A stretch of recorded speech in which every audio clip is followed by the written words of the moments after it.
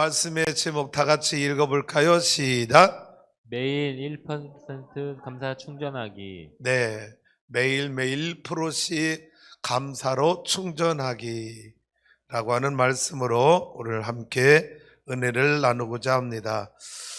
여러분, 여러분의 영혼의 공간을 저장할 수 있는 맥시멈 한계가 최대치가 100%라고 했을 때 여러분 영혼 안에 감사는 몇 퍼센트로 저장되어 있고 원망은 몇 퍼센트로 저장이 되어 있을까요?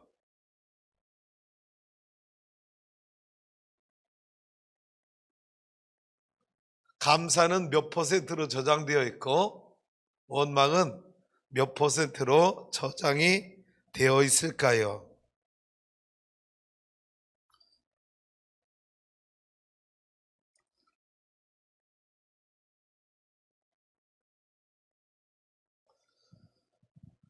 매일매일 사실 100% 가운데 1%라고 하는 것은 100분의 1, 너무 작은 것에 불과합니다.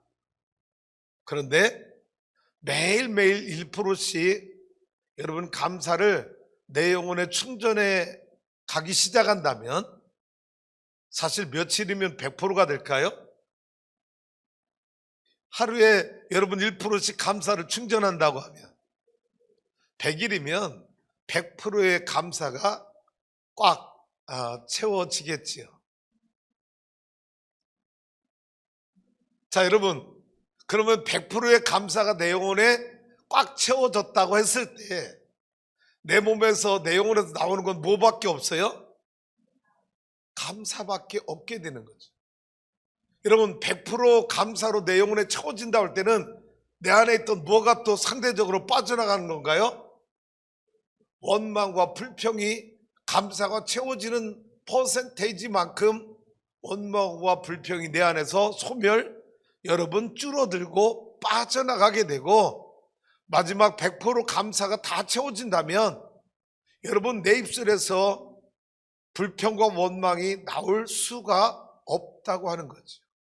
지금 내 삶 속에서 종종 불평과 원망이 자주 나오는 이유는 무엇보다 뭐가 더 많기 때문에 감사하는 영혼보다 불평에 여러분 배터리가 더 많이 충전되었기 때문에 감사와 불평이 원망과 불평이 감사보다 더 많이 나오는 것 아니냐 하는 것입니다.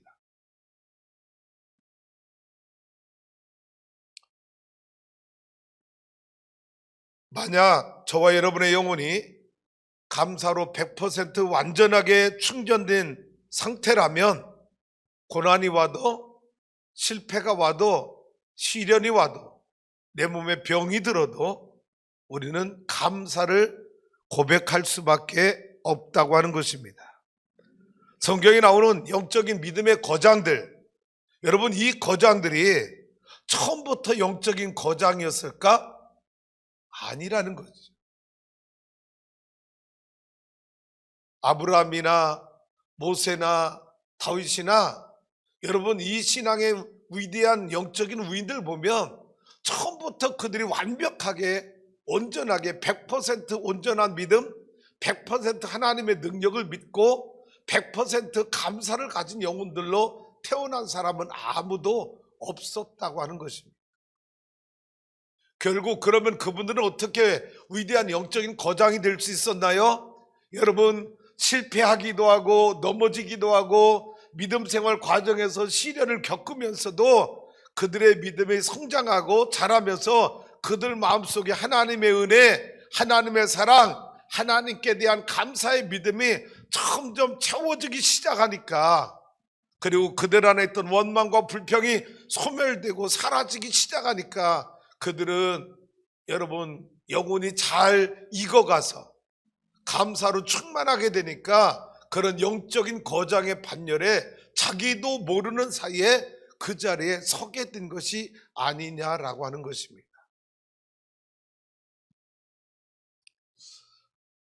영상을 여러분에게 먼저 마지막에 보여주려고 했는데 영상을 먼저 준비해 줬으면 좋겠어요. 오늘 여러분 제가 이 오늘 매일 1% 감사 충전하기라는 이 제목은 뉴스를 보다가 그 뉴스에서 이 설교 제목에 대한 영감을 제가 얻게 되었어요. 제가 여러분에게 보여드릴 한 2분 미만의 뉴스 YTN 뉴스에 나온 내용인데 21살 먹은 한 청년이 다운 증후군을 앓고 있어요. 그래서 이 청년은 다운 증후군을 앓면서 심장 수술을 2번 했고요. 귓구멍 수술을 4번이나 했어요. 그래서 건강이 완전히 최악에 있는 이런 청년이었어요. 그런데 여러분, 이 청년이 철인 3종 경기에 도전하기 시작합니다. 3년 전에 이 철인 3종 경기에 도전하고자 꿈꿨던 3년 전에는요, 여러분, 팔굽혀펴기를 하나도 간신했던 그런 청년이 3년 뒤에 철인 3종 경기를 하게 되는데, 철인 3종 경기가 뭔지 알아요? 수영이 3.8km 수영해야 돼요. 사이클로 180km를 달려야 되고, 그리고 마지막은 여러분 마라톤 42.19km를 17시간 안에 완주해야, 그래야 이 철인 3종 경기에 합격을 하는 것입니다.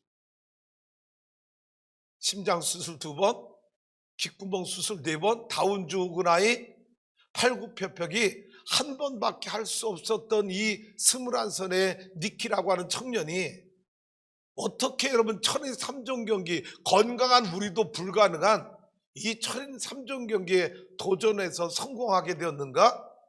그 모티브는 바로 이거였다는 거죠. 하루에 1%씩 나아지기 운동. 내 체력, 내 건강이 하루에 1% 나아지기 운동을 통해서 3년 뒤에 이 청년은 이 철인 3종 경기에 도전해서 승리하는 뉴스가 제 눈에 확 들어옵니다. 그래서 오늘 설교 제목을, 저는 이 청년은 매일 1%씩 나아지기 였지만 우리 성도들은요, 매일 1%씩 감사 충전하기. 할렐루야. 이 영상을 여러분 잠깐 보도록 하겠습니다. 불 꺼주시면 좋을 것 같아요.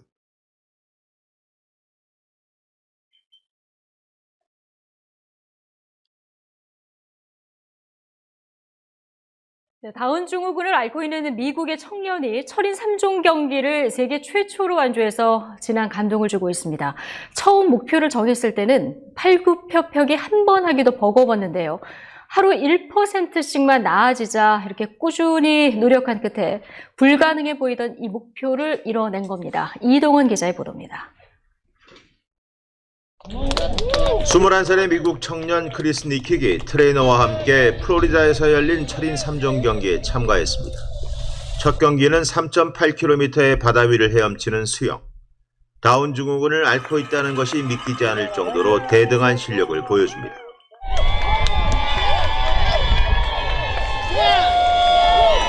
다음 경기는 자전거를 타고 180km를 달리기.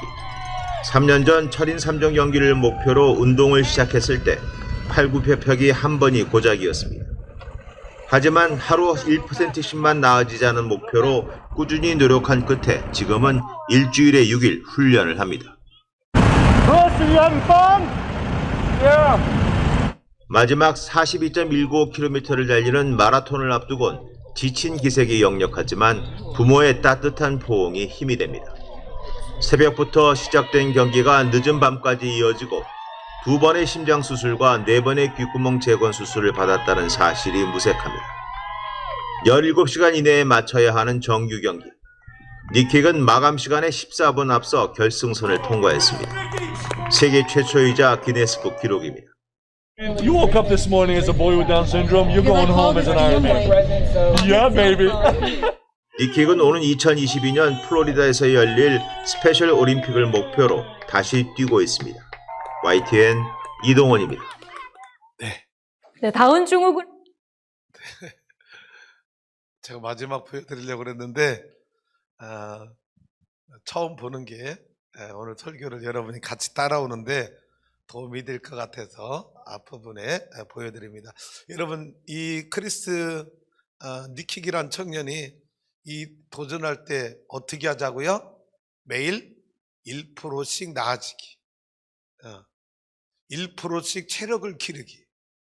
이 목표를 가지고 3년 동안 훈련을 했더니 팔굽혀펴기 하나밖에 못했던 심장수를 2번, 귓구멍 수술 4번 한 이 다운 죽은 청년이 여러분 기네스북에 올라가고 이제 머지않아 올림픽에 출전하는 그런 꿈을 가지고 살게 되었다라는 뉴스를 보면서 그때 저에게 주신 영감이 우리 성도들도 마찬가지구나. 우리가 한순간에 믿음의 큰 사람이 되는 것도 아니고 여러분 한순간에 우리가 능력자가 되는 것도 아니고 하루에 1%씩만 나아지거든. 할렐루야.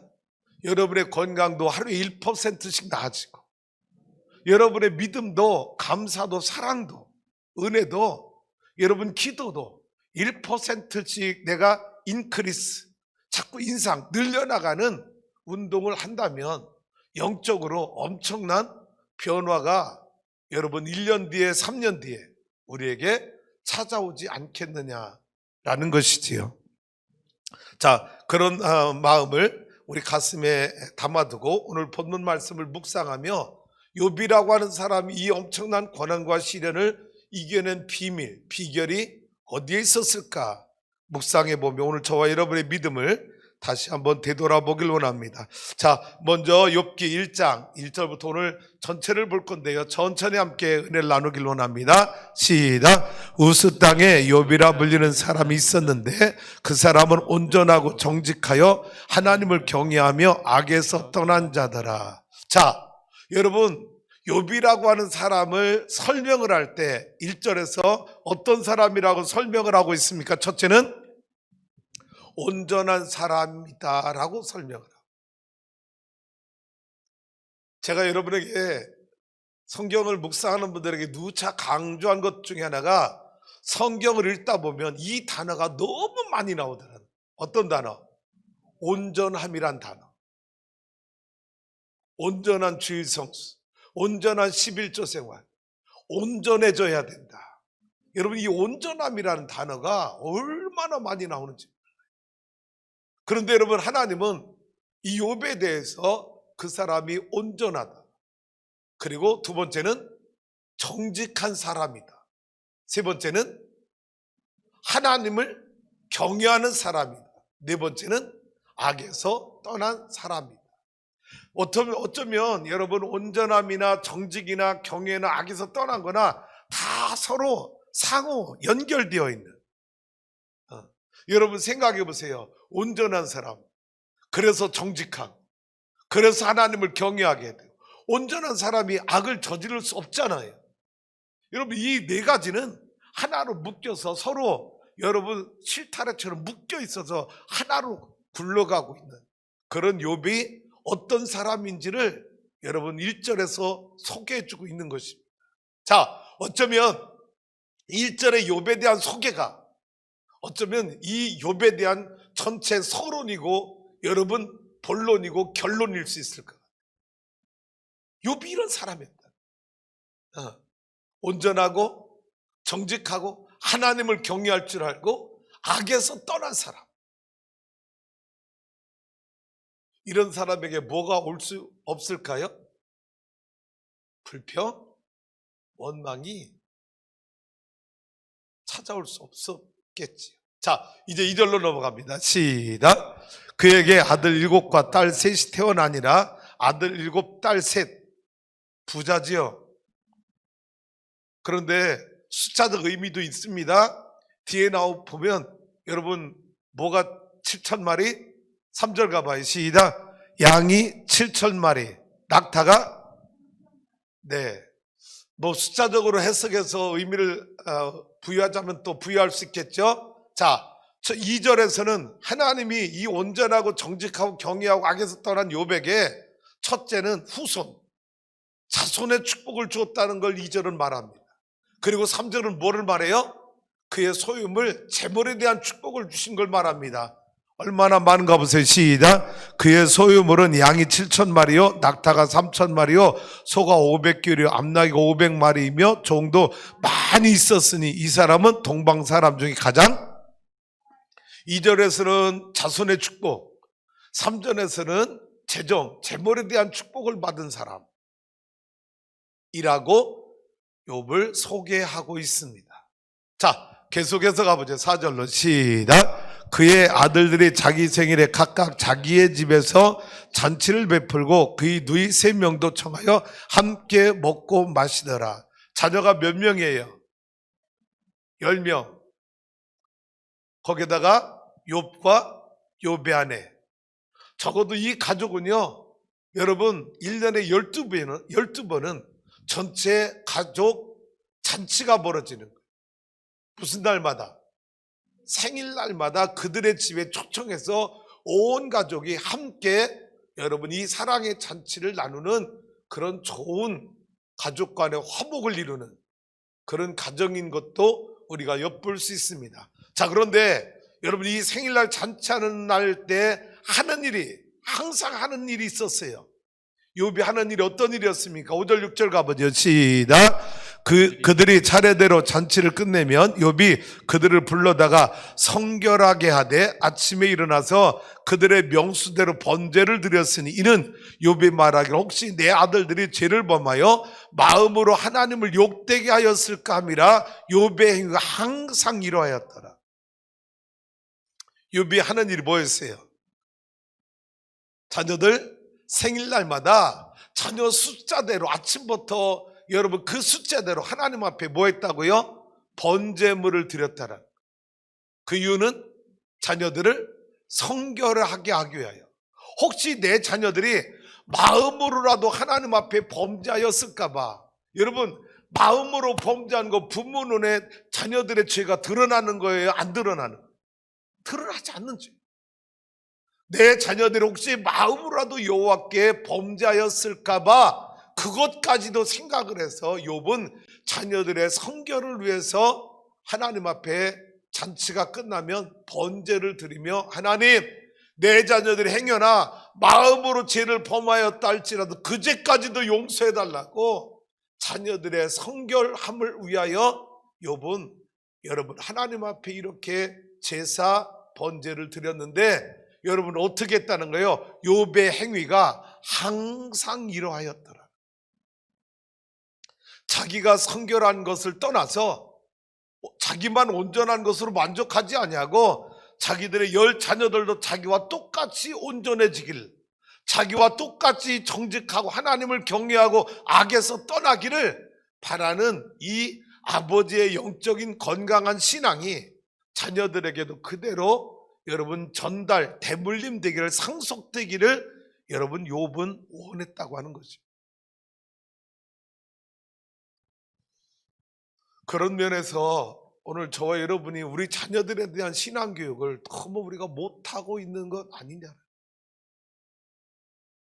지난주에도 말씀드렸습니다마는 우리 자녀들 안녕하십니까? 우리 자녀들 나와 여러분처럼 간절한 마음, 정말 애절한 마음으로 하나님을 자꾸 믿어야 되는데 우리 자녀들의 마음은 자꾸 세상을 향해서 떠나고 하나님으로부터 점점 멀어지고 있는 우리 자녀들 모습 보면서 여러분 이 욥처럼 우리 자녀들을 향한 안타까운 마음이 우리 안에 있어야 되지 않겠느냐. 우리 자녀들의 신앙을 살려내야 되지 않겠느냐. 나만 예수 믿고 천국 가는 게 아니라 내 자식도 내가 가야 될 하나님 나라를 함께 갈 수 있도록 우리 예루살렘 딸들아 나를 위하여 울지 말고 너희와 너희 자녀들을 위하여 울라. 할렐루야, 할렐루야. 여러분의 자녀를 포기하지 않기를 주님의 이름으로 축복합니다. 6절도 가봐요. 시작. 하루는 하나님의 아들들이 와서 여호와 앞에 섰고 사단도 그들 가운데 온지라. 여러분 하나님 앞에 하나님의 아들들 천사들을 말하죠. 그런데 사단도 그들 가운데 와 하나님 초청하지 않았어. 몰래 숨어 들어온 거, 에덴 동산에 숨어 들어온 것처럼 초청하지 않은 자리에 사탄이 끼어드는 거예요. 자, 여러 가지 해석을 여러분에게 할 수는 없고 시간이 없으니까 7절로 가봐요. 시작. 여호와께서 사단에게 이르시되 네가 어디서 왔느냐? 사단이 여호와께 대답하여 이르되 땅을 두루 돌아 여기저기 다녀왔나이다. 여러분, 사단이 하는 일이 뭐라고요? 땅을 두루 돌아다니며 여기저기 다녀왔다. 여러분, 베드로전서에서 베드로 사도는 사단이 하는 일을 뭐라고 표현했어요? 우는 사자와 같이 삼킬 자를 두루 찾아다닌다. 사단이 하는 일이 여러분 땅을 두루두루 여기저기 뭐하러 다닌 거예요? 삼킬 자를 찾아다니는 거예요. 이게 사단이 하는 일이에요. 이 사단이 하나님 앞에서 무슨 얘기하나 보세요. 이제 8절로 가봅니다. 시작. 여호와께서 사단에게 이르시되 내가 내 종 욥을 주의하여 보았느냐? 그와 같이 온전하고 정직하여 하나님을 경외하며 악에서 떠난 자는 세상에 없느니라. 하나님이 사단에게 누구를 자랑해요? 저는 이 말씀 보면서 하나님이 좀 나를 사단에게 자랑했으면 좋겠다. 그런 사람이 되고 싶다. 그런 막 욕심이 생기더라. 하나님, 저도 사단에게 자랑해 주세요. 하나님이 자랑하고 싶은 사람. 저는 우리 교회에 하나님이 자랑하고 싶은 성도가 많이 있길 원합니다. 얼마나, 야 사단아, 너 내 종 욥 봤어? 얼마나 온전하고 정직하고 하나님을 경외하며 악에서 떠났는지 말이야. 응? 너 세상 두루두루 살피다 왔다며 내 종 욥을 봤냐고. 하나님이 막 욥을 자랑하고 싶어요. 하나님이 지금 이 지구상에 수많은 교회들 있잖아요. 저는 하나님 우리 추수하는 교회를 자랑하고 싶은 교회가 되길 원합니다. 야 사단아, 너 세상에 많은 교회들 봤지? 추수하는 교회 봤어? 하나님이 우리 교회를 자랑할 수 있는 교회. 할렐루야. 자, 그러니까 9절로 가봅니다. 시작. 사단이 여호와께 대답하여 이르되 욥이 어찌 까닭 없이 하나님을 경외하리까? 여러분, 이 사단의 질문은 뭐예요? 하나님, 욥이 하나님을 그렇게 경외하는 이유가 다 있지요. 까닭이 있지요. 그냥 욥이 하나님을 경외하겠습니까? 그 뒤에 뭐가 나올지 알죠? 여러분, 욥이 하나님을 경외한 이유를, 근거를 사단이 이제 제시하겠죠. 자, 10절로 가봐요. 뭐라고 대답하나? 시작. 주께서 그와 그의 집과 그의 모든 소유물을 울타리로 두르심 때문이 아니니까 주께서 그의 손으로 하는 발을 복되게 하사 그의 소유물이 땅에 넘치게 하셨기 때문에, 그래서 욥이 하나님을 경외하는 거 아닙니까? 뭐해서? 쉽게 말해서 복 줘서 하나님을 경외하는 거지. 하나님이 욥에게 이런 복 주시지 않았다면 욥이 하나님을 경외하지 않을 겁니다. 난 우리 성도들에게 물어볼게요. 다음 진행하기 전에. 여러분이 하나님을 예배하고 여러분 성전에 나와서 이렇게 주일날 예배드리는 그 이유가 내가 하나님을 믿으면 하나님 나에게 복 주실 것이기 때문에 믿습니까? 아니면 하나님이 나 같은 죄인을 구원해 주셨기 때문에 하나님을 예배하는 것입니다.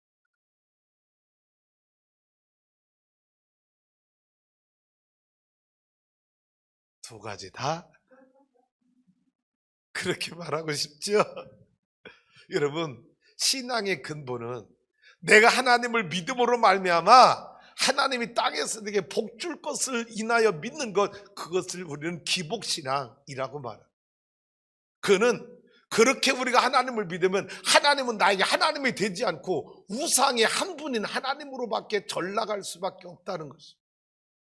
우리가 하나님을 경외하고 하나님을 예배하는 가장 중요한 근본적인 이유는 그분이 나 같은 죄인을 구원해 주신 하나님의 은혜, 하나님의 사랑이 내 안에 차고도 넘치기 때문에, 그것이 여러분 이유가 되어서 하나님을 예배하는 것이지, 하나님을 믿으면 복 받는데 이것이 우리 신앙의 근본이고 우선은 아니라는 것이지.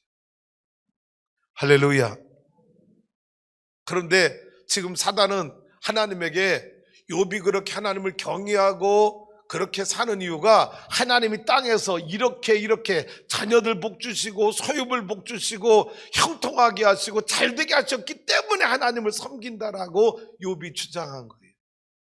그러니까 욥의 이 주장은 이 사단의 주장은 하나님이 욥에게 주신 축복을 걷어가면 욥이 어떻게 한다는 거예요? 하나님을 떠난다는, 하나님을 버린다는 거예요. 왜? 하나님이 주신 것들 때문에 하나님을 섬기는 것이라 이 하나님 주신 것들을 끊어내 버리면 욥이 하나님 그래도 섬기겠습니까? 제가 볼 땐 욥 하나님 섬기지 않습니다 라고 사단이 하나님 앞에 욥의 신앙을 기복신앙 때문에 하나님을 섬기는 거라고 주장을 하고 있는 것이지. 다음 절로 가봅니다. 시작. 이제 주의 손을 펴서 그의 모든 소유물을 치소서. 그리하시면 틀림없이 주를 향하여. 자, 여러분, 하나님 믿으면 복 받을 거야 라고 생각하고 기복신앙에 하나님을 믿는 사람들은 욕하게 되어 있어요. 뭐야, 복 준 다음에 왜 안 줘? 아니, 내가 있는 복도 뺏어가시네. 기복신앙이 되어서 하나님을 섬긴다면 여러분, 이게 소유물이 다 없어졌어. 하나님 쳤어. 그러면 틀림없이 하나님을 향하여 욕한다. 욥도 틀림없이 하나님을 욕하게 될 거라. 여러분 마음이 지금 점점 선택지를 결정해야 돼. 내가 욕할 것인지 내 것을 다 걷어가셔도 내가 욕하지 않고 하나님을 경외할 믿음을 내가 끝까지 가질 수 있는 믿음을 내가 갖고 있는지 여러분의 모습이 점점 선명하게 드러나야 돼. 12절로 가봅니다. 시작.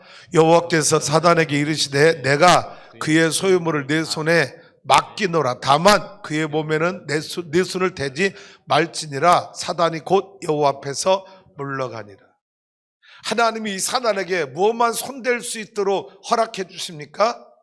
소유물에게만 손대게 하고 욥의 몸에는 손을 대지 못하고 욥의 생명은 건드리지 못하도록 하나님이 제한해 버린. 여러분, 여기서 우리가 깨달을 수 있는 게 있어요. 사단은요, 누구의 통제 아래 있다? 하나님의 통제 아래 있다라는 거예요. 할렐루야. 그래서 하나님을 아버지로 섬기는 사람들은 누구를 두려워하지 말라? 사탄을 두려워하지 말라는 거예요. 누구의 통제 아래 있기 때문에? 하나님의 통제 아래 있기 때문에 사단을 두려워하지 말고 우리는 사단을 통제하시는 전능하신 하나님을 두려워해. 다음에도 조금 세게 해보.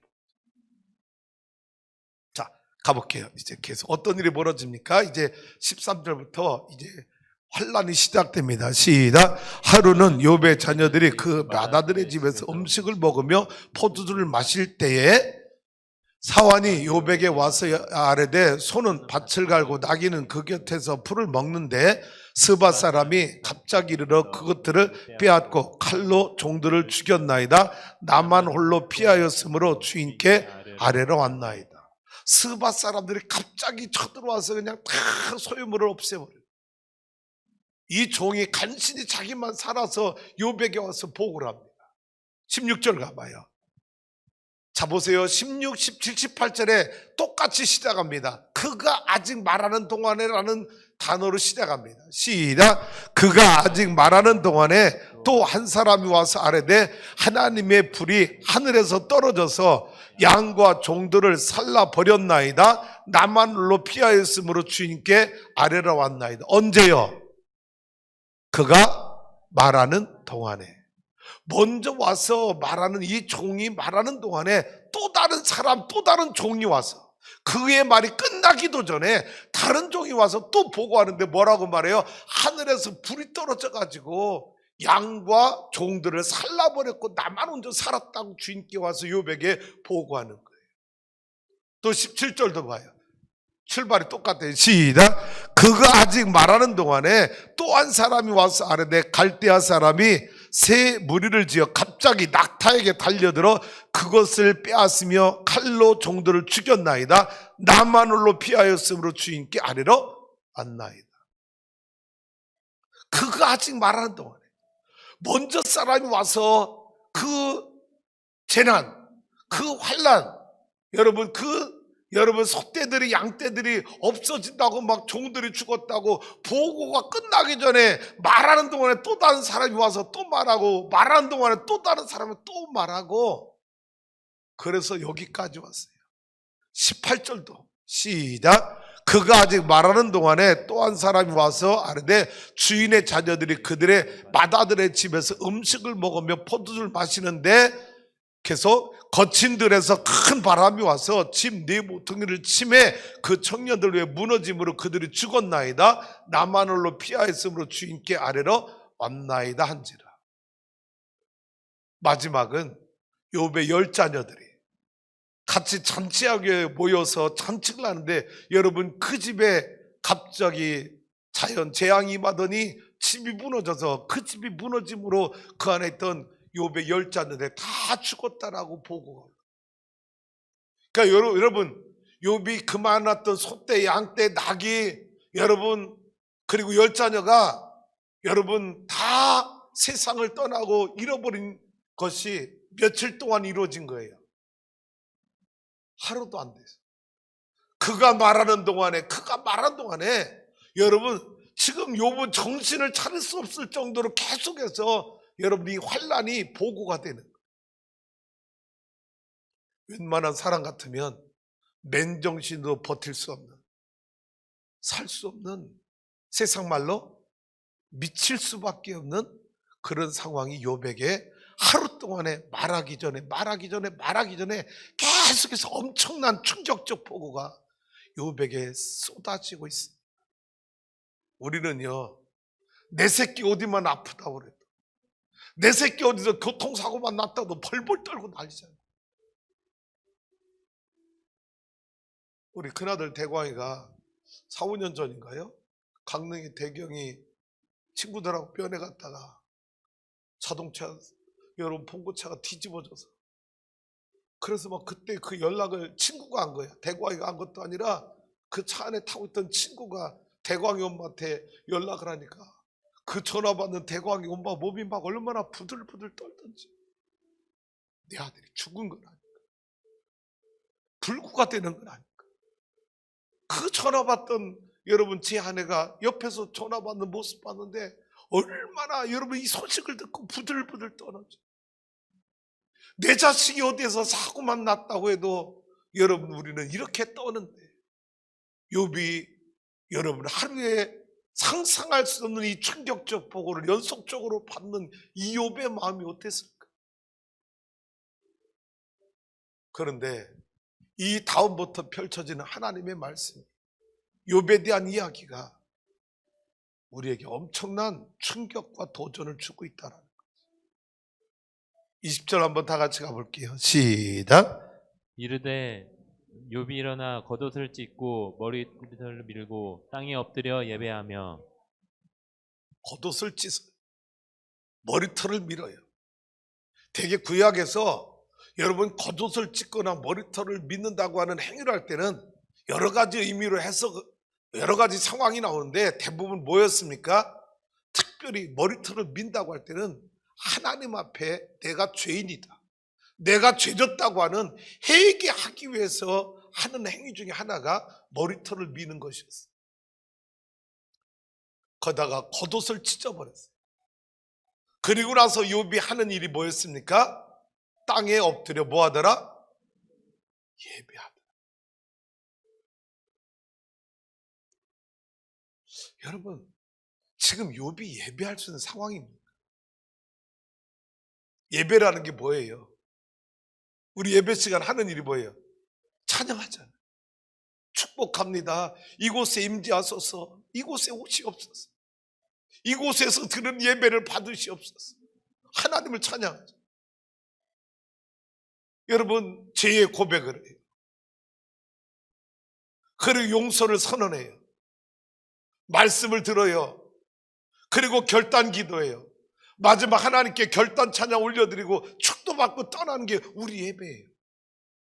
여러분 지금 욥이 생각해봐요. 그 많던 수많은 가축대, 그 많은 소유물이 다 날아가고, 여러분 이 열자가 자녀 욥이 이들을 성결케 하기 위해서 하나님 앞에 마음속에 있는 죄까지도 여러분 용서받게 하기 위해서 얼마나 자녀들의 영적 성결을 위해서 애썼던 이 욥이 그 열 자녀까지 다 세상을 떠났다는 충격적 보고를 받고 실신하지 않습니다.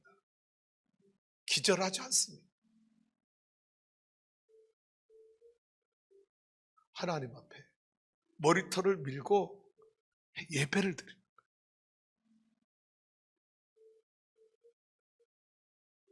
우리는 우리 예배가 너무 쉽게 무너져요. 왜? 별것도 아닌 일인데 우리는 예배가 쉽게 무너져요. 피곤하다고 무너지고, 세상 결혼식 있다고 예배 무너지고, 바쁜 일 있다고 예배 무너지고, 내가 기분이 나쁘다고 예배 무너지고. 여러분 하나님을 예배하는데 이런 예배 생활하면 우리가 하나님 앞에 하나님과의 진정한 관계, 교제, 하나님의 사랑과 축복을 우리가 받을 수가 없는 것이지. 더 놀라운 건 다음 절에 21절의 고백입니다. 한번 읽어볼까요? 21절 시작. 이르되 내가 모태에서 알몸으로 낳았사온즉 또한 알몸이 그리로 돌아가올지라. 주신 이도 여호와시요 거두신 이도 여호와시니 여호와의 이름이 찬송을 받으실지니이다 하고. 다 잃어버렸어요. 다 사라졌어요. 여러분 풍성하게 갖고 있던 사람이 다 잃어버렸을 때 그 마음의 허탈감, 그 마음의 공허함, 이게 얼마나, 이 박탈감이 얼마나 힘든지 여러분 경험해 보십시오. 욥의 마음을 우리가 어찌 알 수 있겠습니까? 왜? 내가 여러분 염소떼양 때 7,000마리, 여러분 3,000마리, 500마리 가져본 적이 없잖아. 그래서 이 박탈감을 못 느끼는 거지. 그런데 이런 상황에서 하나님 앞에 엎드려 예배하더니 그의 고백이 놀라운 거예요. 내가 모태에서 뭐로 나왔다? 아무것도 가지고 나온 게 없어. 지금 이 상황으로 말하면 뭐예요? 하나님, 소떼, 양떼, 낙타, 염소떼 원래 내가 태어날 때 갖고 온 거 하나도 없습니다. 그러니 하나님 앞에 갈 때 또한 내가 알몸으로 나온 것처럼 하나님 앞에 갈 때도 나는 알몸으로 갈 수밖에 없는 존재임을 나는 고백합니다. 벌써 이 고백 속에 욥의 믿음의 표현이 담겨 있는 거예요. 뭐예요? 하나님, 흔들리지 않을 거예요. 내 믿음 잃지 않을 거예요. 하나님, 내가 나올 때 원래 빈손으로 알몸으로 나왔잖아요. 하나님께 갈 때도 알몸으로 갈 건데 내가 잃어버린 저 소떼 양떼 내 자녀들 하나님 품으로 데려가셨겠지. 내가 그것들 때문에 여호와께 범죄하지 않겠습니다. 그러면서 욥이 한 고백이 뭐예요? 주신 이도 거두시는 이도 또 주실 이도. 할렐루야. 주신 이도 여호와시고 거둬가시는 이도 여호와시고. 여러분 여기 표현되어 있지 않지만 마지막 끝에 가면 이 고백이 연결되는 거예요. 뭐예요? 또 주실 이도 여호와십니다. 갑절의 축복을 받았잖아요. 결론입니다. 뭐라고요? 내가 여호와 이름을 찬송하리이다. 다시 말합니다. 하나님, 나에게 이런 재앙, 이런 시련, 이런 아픔이 내게 찾아왔다고 할지라도 나는 내 입술로 여호와께 범죄하지 않겠습니다. 나는 여호와를 찬송하겠습니다. 이게 욥의 믿음이었다라는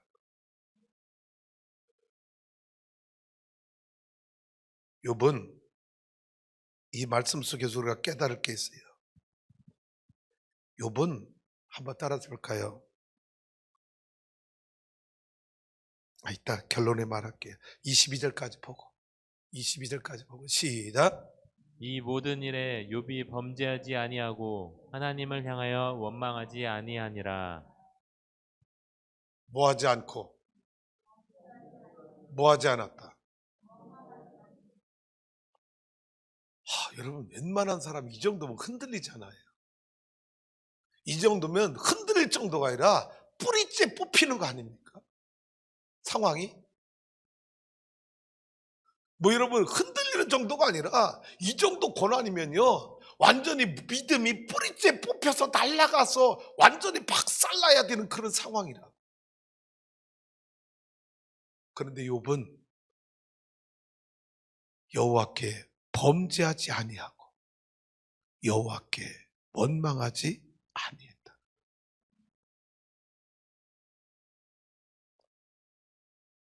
욥의 믿음은 어떤 믿음이었을까? 한번 볼까요? 욥의 믿음은 어떤 믿음이었나요? 욥의 신앙 첫 번째는요, 하나님의 절대적 주권을 인정하는 믿음. 하나님의 절대적 주권을 인정하는 믿음이었다. 하나님의 주권을 절대적으로 인정하는 믿음. 주신 이도 여호와시요 거두가시는 이도 여호와시며 또 주실 이도 여호와시라. 하나님께 대한 절대적 주권을 인정하는 믿음이 욥의 믿음. 상대적 믿음이 아니라는 거예요. 뭐냐? 하나님 주시면 감사하고 하나님 거두가시면 원망하고 상대성이 아니었다는 거예요. 하나님을 상대성인 믿음을 가지고 하나님을 경배한 게 아니라는 거예요. 두 번째는요, 욥의 신앙 두 번째는 하나님의 섭리를 인정하는 믿음. 자, 여러분 계속해서 종들이 와서 보고할 때 욥이 만약 하나님의 섭리로 인정하고 받아들이지 않았다면 욥이 누구를 혼내야 돼요? 그 종들을 혼내야죠. 야 이놈아, 내가 어떻게 해서 내 자신을 잘못 관리해가지고 잘못 보여서 다 날렸단 말이야. 여러분 이 종들을 책망하고 종들에게 엄하게 여러분 화를 내야 되는 거예요. 그런데 욥은 이 모든 상황을 하나님의 섭리로 철저히 인정하고 받아들였다. 우연이 아니었다는 거예요. 종들의 실수도 아니고 우연히 하늘에서 불이 내서 그런 일이 벌어진 것도 아니고 이거는 철저한 하나님의 섭리라고 욥은 받아들였다라는 거예요.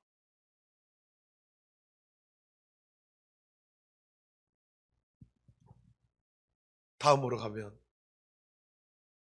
그럼 욥의 믿음의 결과를 우리에게 뭐라고 가르쳐 주느냐? 그가 여호와께 뭐하지 아니하고 범죄하지 아니하고 또 뭐하지 아니하고 원망하지 아니하고 결론적으로 뭐했다? 하나님을 예배하더라. 이게 욥이 이 시련 속에 고난 속에 우리에게 보여준 욥의 믿음이라. 범죄하지도 아니하고 지금 뭐 할 수밖에 없는 상황이었죠? 하나님 앞에 죄 지을 수밖에 없는 상황이었어요. 그럼 하나님을 원망할 수밖에 없는 상황이었어요. 그런데 욥은 죄를 짓거나 범죄하지 않고 오히려 하나님을 예배하더라는 겁니다. 그러면 어떻게 욥은 이런 믿음을 갖게 되었을까요? 넘어가서 이런 믿음이 어떻게 가능했을까요? 자, 욥이 태어나면서부터 이런 믿음을 가졌겠냐고. 태어나면서부터 어떤 고난이 와도 다 주신이도 여호와시오 거두가시도 여호와시라고 하는 이 신앙이 욥이 태어나면서부터 이 믿음을 갖고 있었겠냐? 아니라는 거예요. 앞부분에 나왔죠? 욥이 매일같이 이렇게 행하였더라. 여러분 뭐예요? 욥의 삶이 하루하루 하나님의 은혜로 하루에 1%씩 하루하루 하나님의 감사를 하나님의 은혜를 하나님의 사랑을 1%씩 매일 여러분 욥의 감정에 영혼에 여러분 충전하는 삶을 살다 보니까 어느 날 욥의 여러분 영혼 안에 여러분 이 감사가 몇 프로 충전된 거예요? 100% 충전.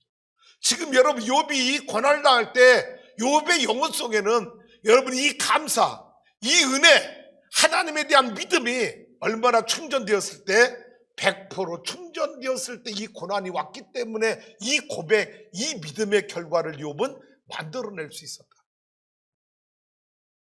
처음부터 욥이 100%의 완벽한 퍼펙트한 믿음과 신앙을 갖고 있었던 사람이 아니라는 것. 여기까지 인생을 살면서 하나님을 경험하면서 하나님을 체험하면서 믿음 생활하면서 욥이 여기까지 오는 동안 하나님에 대한 믿음이 점점 충전이 되니까 처음에 1%였던 이 배터리가 여러분 100%까지 충전이 꽉 채워지니까 이 상태에서 당한 이 고난, 이 시련이 욥을 쓰러뜨리지 못하게 만들어요.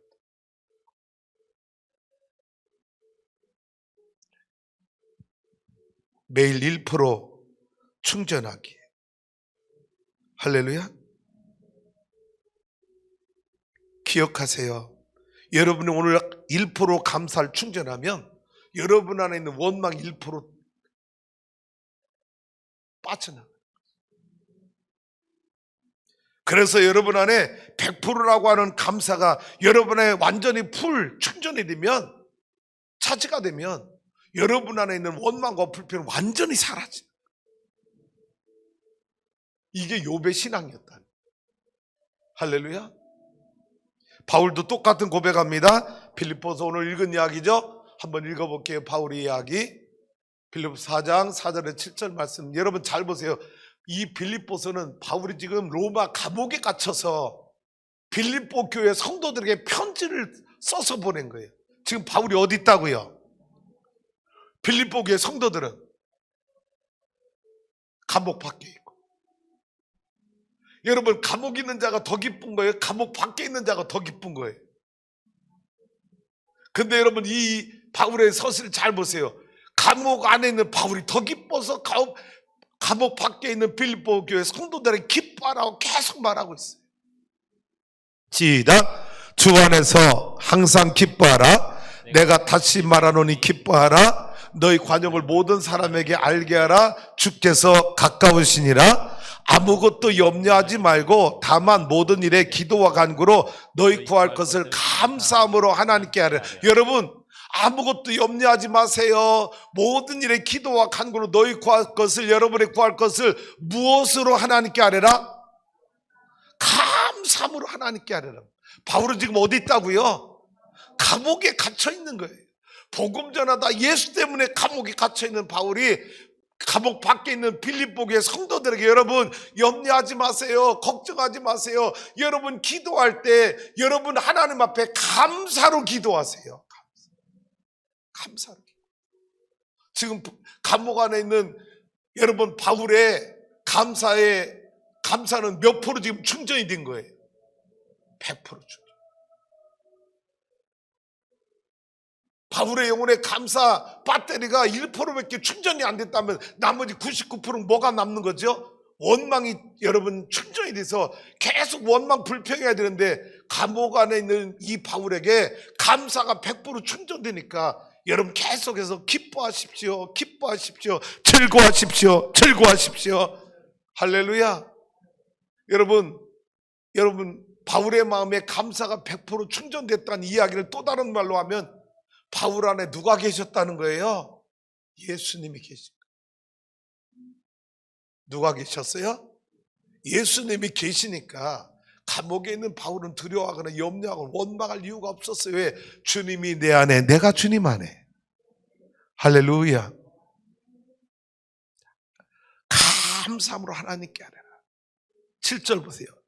시작. 그리하면 모든 지각에 뛰어난 하나님의 평강이 그리스도 예수 안에서 너희 마음과 생각을 지켜 주시리라. 오늘 말씀의 제목이 뭐라고요? 매일 1% 감사 충전하기. 한번 해보시자고요. 하루에 1%만 감사를 충전하면 100일 되면 여러분 100% 감사 배터리를 가지고 할렐루야. 근데 여러분 잘 보세요. 100% 충전했다 해서 그게 계속 100% 유지되는 게 아니에요. 내가 계속 감사를 충전해야 여러분 이 배터리가 empty 비지 않아요. 우리 핸드폰 써보잖아요. 정동원이 미스터 트롯에서 여백이라는 노래할 때 뭐라고 했어요? 전화기 배터리 충전을 할 줄 알면서. 그 다음 가사가 뭐예요? 아이 죄송해요.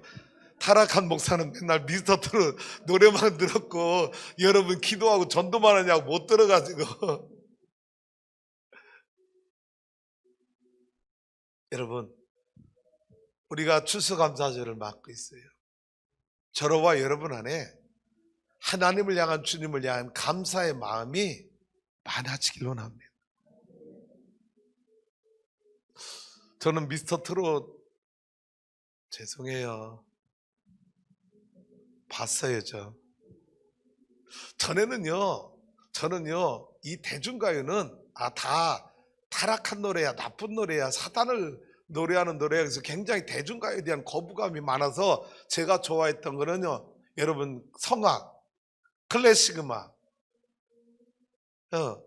그런 것들이 굉장히 고급진 음악으로 알고 좋아했어요. 제가 그런 노래 잘 알죠. Nessun dorma,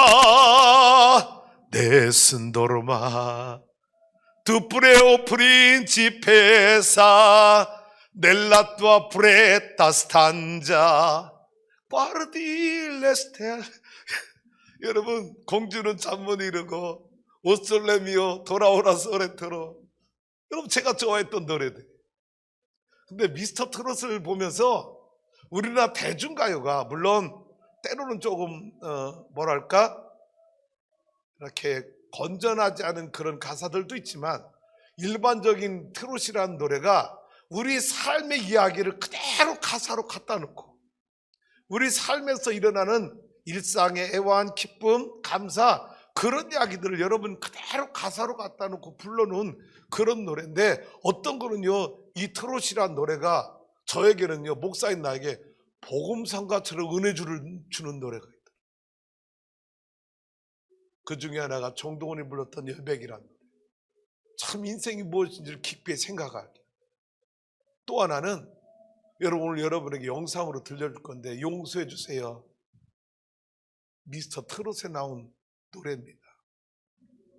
여러분 이 노래를 여러분 단순히 김호중이 부른 고맙소라고 한 노래인데 고등학교 선생님 자기가 방황하고 힘들 때 자기의 정신줄을 잡아줬던 그 선생님에 대한 고마움의 노래인데 저는요 이 노래 듣는데 나 같은 죄인을 구원해준 주님에 대한 고마움으로 표현이 되니까 이 노래 들으면서 여러분 눈물을 주룩주룩 흘렸던 경험이 내 마음이에요. 어제도 제가 이 영상을 틀어줘야 되나 말아야 되나 고민하다가 한 번 다시 들어봤어요. 그런데 저는 이 노래 가사 속에서 주님이 나를 위해서 행해 주신 일에 대한 내 고마움이 이 노래로 묻어나니까 어제도 여러분 컴퓨터로 이 호중이의 고맙소 노래를 들으면서 나도 모르게 고마운 사람들이 왜 이렇게 많고 고마운 주님이 왜 이렇게 내 안에 사무쳐 오는지. 할렐루야.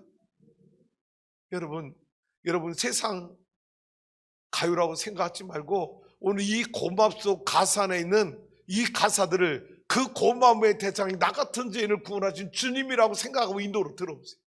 정말 눈물이 안 흐르고는 여러분 그건 인간이 아니야. 짐승이야. 오해하지 마세요. 교회 갔더니 목사님 타락했나 봐. 미스터 트롯 노래 틀어줬어. 우리 목사 사꾼인가 봐. 우리 성도님들 그런 분 없을 거라 생각하고 여러분 이 노래를 들으면서 내가 주님 앞에 이렇게 고맙다고 표현한 적이 있는가? 내가 주님 앞에 날 사랑한 이분을 이렇게 내가 감사하다고 진한 마음으로 표현해 본 적이 있는가? 여러분 그런 은혜로 이 노래가 복음성가처럼 들려지는 성령의 역사가 일어나기를 주님의 이름으로 축복합니다. 저에게는 이 가사 하나하나가 왜 복음성가처럼 들려지는지 여러분 그 주님께 여러분 날 사랑해 주신 그 주님께 고맙다고 여러분 울면서 표현해 본 적이 참 우리가 메마른 신앙생활, 감사할 줄 모르는 신앙생활, 하나님 뭔가 복 주셔야 감사하려고 했던 타락한 마음 가지고 하나님을 섬긴 거 아니냐. 여러분, 이게 이 표현이, 호중이는 사실 버려진 아이잖아요. 부모가 버려가지고 길바닥에서 자랐던 아이. 그렇게 방황했던 아이, 고등학교 선생님 만나서, 그래서 철들어서 독일 유학까지 갔다 오고 성악을 전공하고. 사실 여러분, 저는 몰랐는데 말이 많았잖아요. 구설수가. 나는 그게 다 과거 이야기인 줄 알았어요. 근데 어느 분한테 들었더니 미스터 트롯 하는 중에도 도박했다는 거예요. 계속 다 옛날 습관 못 끄는 거예요.